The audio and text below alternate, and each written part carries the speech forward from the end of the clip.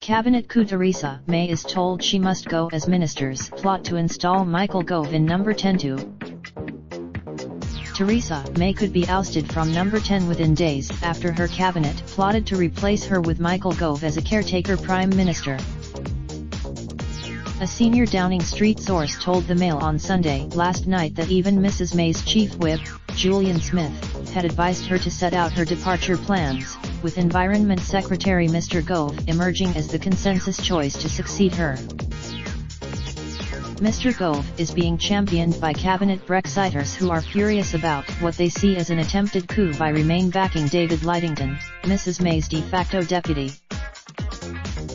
A senior government source said yesterday that there was now complete unanimity in the cabinet that Mrs May should step down as soon as possible.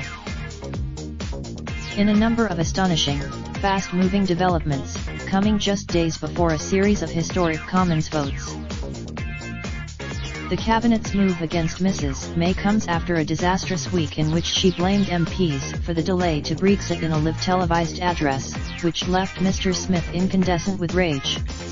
She was then humiliated. A senior government source said Mr Smith had conveyed the message that Mrs May's cabinet colleagues believe she should stand down to the PM.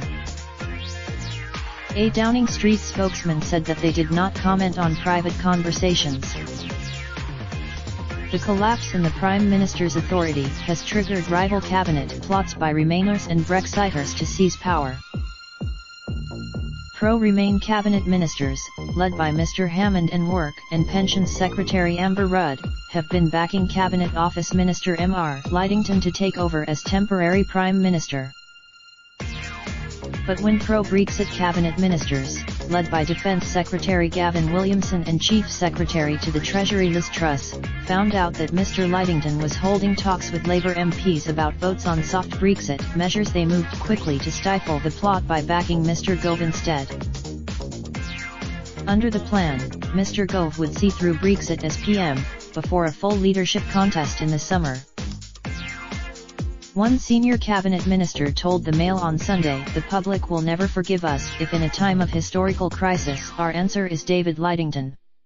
This is where it is going." Last night Henry Newman, one of Michael Gove's most loyal supporters and a former aide, said the Prime Minister's ill-judged speech blaming MPs for the Brexit crisis united Labour and Tory critics against her. He added, "I think a series of so-called indicative votes will be held next week to test which alternatives to Mrs May's deal are likely to pass the Commons, including a Norway-style customs union or even cancelling Brexit." One senior minister warned rebel Tory MPs that, if they continued to vote down Mrs May's deal, then they would be on a conveyor belt to Norway, possibly with Jeremy Corbyn leading the way. The minister added, "If we do not deliver Brexit, we are so unbelievably ***********, not just as a party or a government, but in a national way. Now is the time it has to be Mrs May's deal, or no deal. We cannot be allowed." Another minister said that it was a matter of arithmetic that Mrs May should set out her departure date. "Just look at the numbers of people saying they would back the deal if she sets out a timetable for her departure and add them up. Say no more." A series of senior Conservative figures warned Mrs May last week that she has lost the confidence of her party.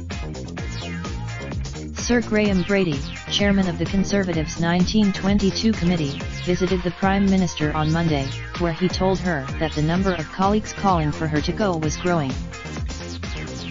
Mr Johnson also repeatedly challenged Mrs May to rule out leading the party into a general election this year, which she has refused to do. It is understood that all but one member of the Tory whip's office think that her time is up. 1. Paul. Mrs May replied, "I am sorry you feel that way." Education Minister Nadhim Zahawi warned yesterday of a political meltdown if Mrs May's deal is rejected again.